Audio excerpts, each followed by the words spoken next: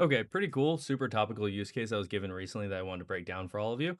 And it emanated from this actual post right here, breaking down how in 2026 Secure Boot certificates are going to expire. I believe it's around June, and how Microsoft in the past month in March actually rolled out 2 KBs to actually address this certificate expiration. So the question was asked, hey, if I have a query in my environment, would they be able to identify this for us and the actual certs that need to be actually updated or may expire soon? And I was like, come on, that's nothing. That's super easy, of course. And I immediately pointed to the certificates table. Well, turns out that was wrong. The certificates table is actually for it's the operating system store of the certificates, which the secure boot certificates are actually maintained as a database within secure boot itself. So you have to extract them and then decode them accordingly. So they would not show up via this certificates table. So I was like, well, darn. And most of the time, if you're just using OS query, hey, there's the dead end. But with AI query, that's where custom extensions come into play, allowing you to extend the functionality of OS query beyond the supported out of the box tables, allowing for custom telemetry collection based on your given use case, which is exactly what we're seeing here. And so with AI assistance, I went ahead and I created this Secure Boot Certs V2, which actually extracts the database blob and then decodes it and then returns this specific schema set. So now, just like that, we're able to deploy this across our environment, and now we can get Secure Boot Certs. So I've gone ahead, I've already deployed it to a couple of machines. So let's take a look at what that looks like right here. And we'll go over to rapid response, which again is really one-to-one device kind of a interrogation or rapid querying, if you will. But I like to do it just to kind of show something really quickly, which is the actual extension at work. And we can see what was otherwise unattainable. We actually have the issuer of the cert, the subject, and the expiration date. And so this is exactly what we're talking about here at June 27th. The cert would expire. And then we also have another one later this year.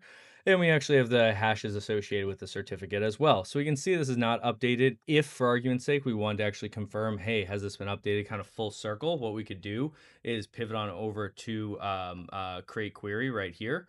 Open up QuerySmith, specify the actual operating system, a new addition that we had, so it only generates queries relative to your unique operating system needs. You can select multiple, just one, etc.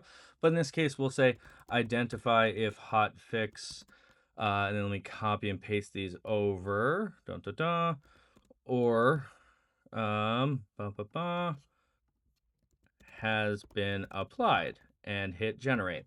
And now AI will go ahead, do its magic, and create us a query to confirm if they've been applied, which we already know it hasn't because we saw the results, but just for argument's sake, if we want to be holistic, and right there, we actually already have the results, and we can see very quickly, we see patches, and we can actually see hotfix ID in, etc. So what we can do here is we'll just copy this over and then run it really quickly within our rapid response again. And we can see, I already know the results can be there's no results, but empty response, no rows returned, because I do not have this hotfix applied. And just to confirm this query is working, I can hit not in, and then it'll show me all KBs applied that are actually not in that in those two on this device. And we can see we actually have the installed date. I did actually do an update, but the latest available update at the time of me doing this was not one of these two. So that's how you can kind of go ahead and go full circle. And then the last piece to making it full circle across your environment is not only, hey, we can't get this information, cool, create a custom extension, now we can. And then let's verify any patches that have been pushed in the environment. We can actually take it one step further, combine all of that into a query pack, which I already have right here. And so in this query pack, we can look for the KB identification, the actual secure boot certs decoded, which I've already gone ahead and shown. That's that custom extension, the KB identification, which again, it's not there. So that's expected that there's no results. We can actually see the total Windows update history via Windows event log if we wanted to. May apply, may not apply.